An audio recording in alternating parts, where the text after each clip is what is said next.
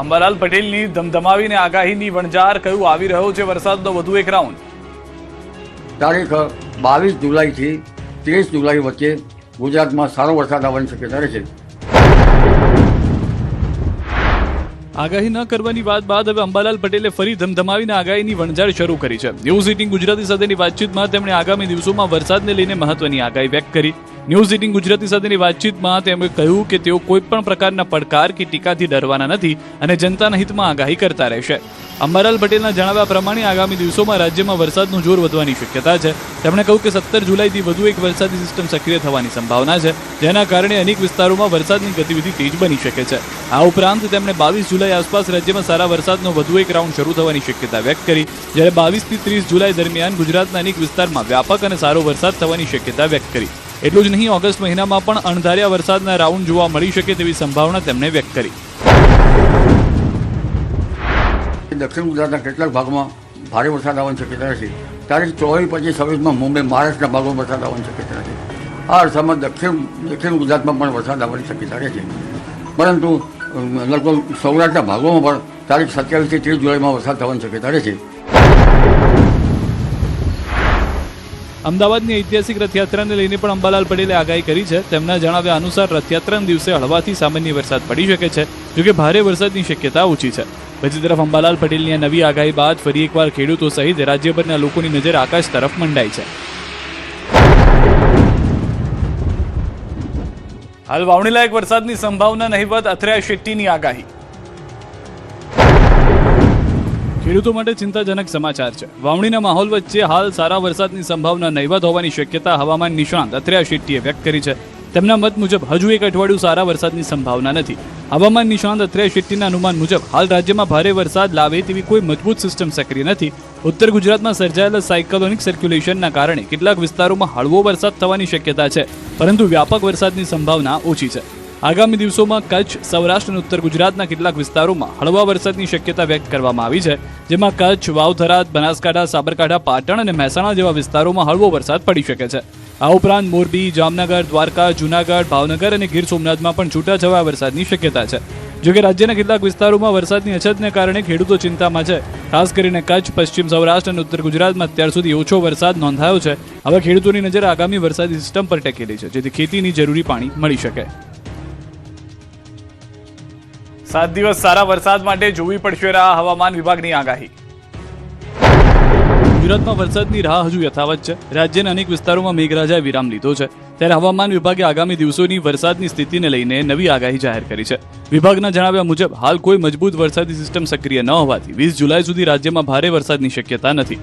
વિભાગની આગાહી મુજબ આગામી 2 દિવસ દરમિયાન દક્ષિણ ગુજરાતના કેટલાક જિલ્લાઓમાં વરસાદી માહોલ જોવા મળી શકે છે, જ્યારે 16 જુલાઈથી ઉત્તર ગુજરાતમાં પણ વરસાદની ગતિવિધિ શરૂ થવાની શક્યતા વ્યક્ત કરવામાં આવી છે। અમદાવાદ જિલ્લામાં પણ 16 જુલાઈના રોજ સામાન્ય વરસાદ પડી શકે તેવી આગાહી કરવામાં આવી છે। આગામી 20 જુલાઈ સુધી રાજ્યમાં ભારે વરસાદની સંભાવના નથી। આ સમયગાળા દરમિયાન મોટાભાગના વિસ્તારોમાં હળવાથી મધ્યમ વરસાદ નોંધાઈ શકે છે। आने वाला अगले 7 दिन के लिए 20 जुलाई तक इसमें हल्का से मध्यम बरसात का संभावना रहेगा अलग अलग स्थानों में। मेनली अभी जो अगले 2 दिन तो दक्षिण गुजरात की जो जिलाएं हैं इसमें बारिश रहेगा, हल्का से मध्यम बरसात। उसके आगे 16 तारीख से लेकर उत्तरीय जिला में भी हल्का से मध्यम बरसात का संभावना रहेगी।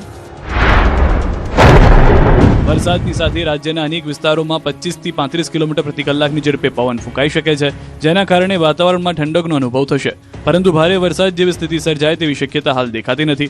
રાજ્યમાં અત્યાર સુધીના વરસાદના આંકડા પણ ચિંતાજનક છે।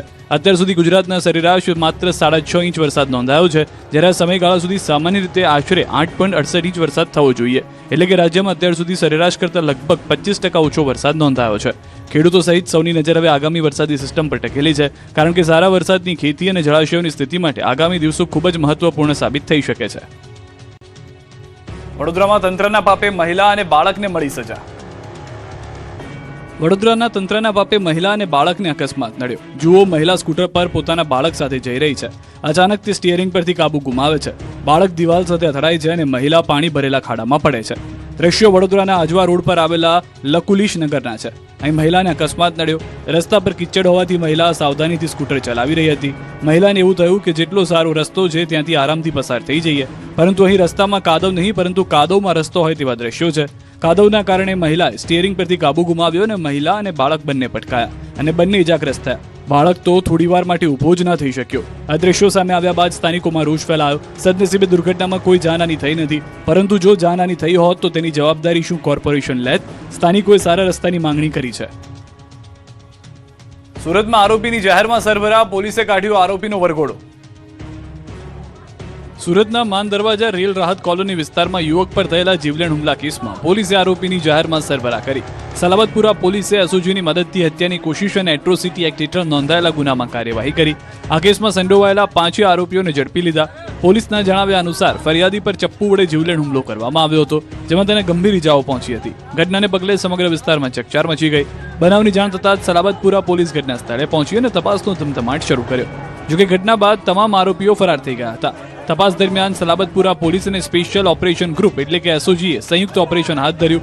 Technical surveillance, CCTV footage, mobile location અને માનવીય સૂત્રોની મદદથી પોલીસે તમામ 5 આરોપીઓને ઝડપી પાડવામાં સફળતા મેળવી, જે બાદ આરોપીઓને ગુનાના સ્થળ પર લઈ જઈ અને વરઘોડો કાઢવામાં આવ્યો.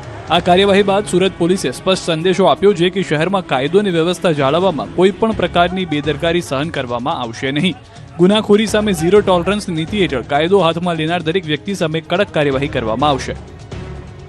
બનાસકાંઠાના ડીસામાં આવેલી સોની બજારમાં ચોંકાવનારી ઘટના સામે આવી, જેમાં સ્કૂલે જઈ રહેલા 7 વર્ષના માસૂમ બાળકને રખડતી ગાયે અડફેટી લીધો હતો. ગાયે બાળકને શિંગડે ચડાવીને ગંભીર ઇજાઓ પહોંચાડતા સમગ્ર વિસ્તારમાં અફરાતફરીનો માહોલ સર્જાયો. જોકે આસપાસના લોકો તાત્કાલિક દોડી આવતા ગાય ત્યાંથી ભાગી ગઈ હતી અને સમયસર લોકોએ કરેલા બચાવને કારણે બાળકનો જીવ બચી ગયો. આ ઘટનાને પગલે સ્થાનિક લોકોમાં ભારે રોષ જોવા મળી રહ્યો છે અને તેમણે રખડતા ઢોરના વધતા જતા ત્રાસ સામે વહીવટીતંત્ર દ્વારા કડક કાર્યવાહી કરવામાં આવે તેવી ઉગ્ર માંગ ઉઠાવી છે. ગીરમાં સિંહના આટાફેરા, એક સાથે 11 સિંહનું ટોળું જોવા મળ્યું. ગીર અને આસપાસના વિસ્તારોમાં સિંહોની અવરજવર સતત વધી રહી છે. 2 અલગ અલગ વિસ્તારોમાંથી એવા દ્રશ્યો સામે આવ્યા છે જે એક તરફ રોમાંચક છે તો બીજી તરફ ચિંતાજનક પણ છે. ગીર સોમનાથમાં એક સાથે 11 સિંહો રસ્તા પર મોર્નિંગ વોક કરતા જોવા મળ્યા, જ્યારે અમરેલીના રાજુલા તાલુકામાં શિકારની શોધમાં 3 સિંહો ગામમાં ઘૂસી આવ્યા હતા. સૌપ્રથમ વાત કરીએ ગીર સોમનાથની, જ્યાં જામવાળા તાળાલા રોડ પર વહેલી સવારે એક સાથે 11 સિંહનું ટોળું રસ્તા પર જોવા મળ્યું. સિંહની સિંઘમ ચાલ અને મોર્નિંગ વોકના દ્રશ્યો સોશિયલ મીડિયા પર વાયરલ થયા છે. સિંહનું ટોળું રસ્તા પર આવી જતા થોડા સમય માટે વાહનોના પૈડા થંભી ગયા હતા. વાહન ચાલકોએ સલામત અંતર જાળવીને આ અદ્ભુત દ્રશ્યો પોતાના મોબાઈલ કેમેરામાં કેદ કર્યા. બીજી તરફ અમરેલી જિલ્લાના રાજુલા તાલુકાના મોટા આગારિયા ગામમાં શિકારની શોધમાં 3 સિંહો ઘૂસી આવ્યા. ગામની બજારમાં ફરતા સિંહનો જોઈ એક શ્વાન અને એક આંકલો જીવ બચાવવા માટે ઊભી પૂંછડીએ દોડ્યા. સીસીટીવીમાં કેદ થયેલા દ્રશ્યોમાં શ્વાન અને સિંહ વચ્ચે થોડી ક્ષણો સુધી જાણે જીવલેણ પીછો જોવા મળ્યો. લાંબા સમય સુધી ગામમાં આટાફેરા માર્યા બાદ પણ સિંહોને કોઈ શિકાર ન મળ્યો. ગીર અને આસપાસના પંથકમાં સિંહોની વધતી અવરજવર વન્યજીવની સમૃદ્ધિ દર્શાવે છે, પરંતુ સાથે જ માનવ વસાહતોની નજીક સિંહોના પ્રવેશથી સ્થાનિકોમાં ફફડાટ પણ છે. સકરબાગમાં વાઘની પજવણી ભારે પડી, 2 આરોપી દબોચાયા. જુઓ આ 2 દ્રશ્યો. આ એ જ શખ્સો છે જેણે જૂનાગઢના સકરબાગ ઝૂમાં નિયમો તોડ્યા હતા. સકરબાગ ઝૂમાં વાઘની પજવણીનો વિડીયો સામે આવ્યા બાદ હવે મોટી કાર્યવાહી કરવામાં આવી. વાઘના પાંજરામાં કાપડ ફેંકી તેને હેરાન કરનારા 2 શખ્સોને ઝૂ તંત્રએ ઝડપી લીધા છે અને માફી મંગાવી.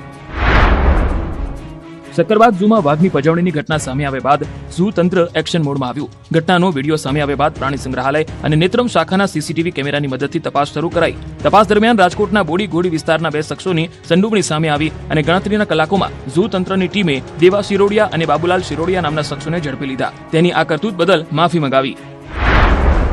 સક્કરબાગમાં ફરવા ગયા હતા, કપડું નાખીને વાઘને હેરાન કર્યો. પ્રાણીઓને ખોટું ખાવાનું કે પ્રાણીઓને ખોટા હેરાન કરશો નહીં. ગત 12 જુલાઈએ વાઘના પાંજરામાં કપડું ફેંકી બંનેએ વાઘને ઉશ્કેરવાનું કામ કર્યું હતું. હાલ બંને શખ્સોની પૂછપરછ ચાલી રહી છે. સમગ્ર મામલે કાયદાકીય કાર્યવાહી કરવામાં આવશે. અમદાવાદની ઐતિહાસિક રથયાત્રા પૂર્વે એટીએસને સફળતા, વધુ 5 શંકાસ્પદ આતંકી ઝડપાયા. અમદાવાદની ઐતિહાસિક રથયાત્રા પહેલા ગુજરાત એટીએસે આતંકી ષડયંત્રનો વધુ એક મોટો પર્દાફાશ કર્યો છે.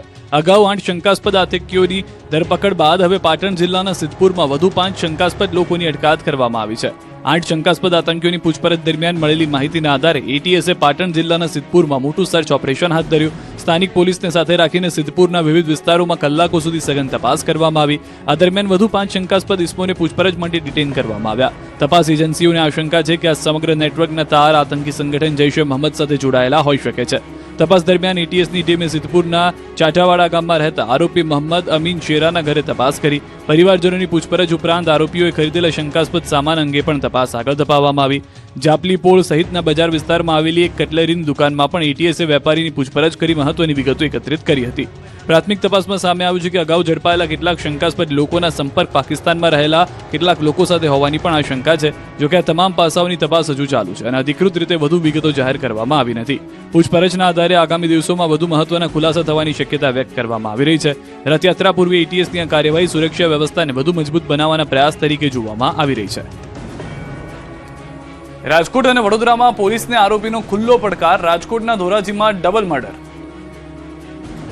રાજ્યમાં હત્યાની બે ચોંકાવનારી ઘટનાઓ સામે આવી છે. રાજકોટના ધોરાજીમાં વાડીમાંથી યુવક યુવતીના લોહીલુહાણ મૃતદેહ મળી આવતા ચકચાર મચી, જ્યારે વડોદરામાં પૈસાની લીતીના મામલે એક આશાસ્પદ યુવાનની હત્યાથી ખળભળાટ મચ્યો. બંને મામલે પોલીસે તપાસનો ધમધમાટ શરૂ કર્યો.